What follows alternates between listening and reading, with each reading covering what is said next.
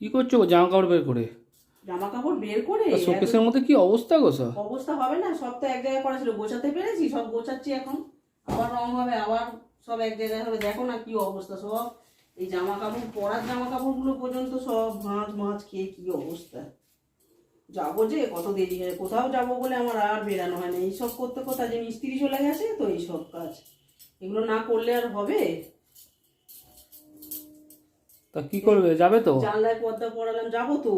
এগুলো দাঁড়াও, শোকেসটাকে বসাতে দাও। দেখো না কি অবস্থা। তুমিও তো একটু পারো গো, হাতে হাতে আমার ভাঁজ করে দিতে।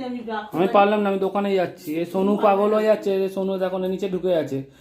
কি গাজর খাবে? গাজর খাবে বলে গাজর নিয়ে আসছি। গাজর তো সকালে শেষ হয়ে গেছে তো। সব গুছিয়ে নিয়ে একটু দেরি করে বেরোবো। হ্যাঁ, হ্যাঁ ওই দাদা চলে গেছে তো, মিস্ত্রি দাদা। হ্যাঁ, মিস্ত্রি চলে গেছে। এই আবার যখন রং হবে, আবার সব এক জায়গায় করো, আবার হবে উলট পালট।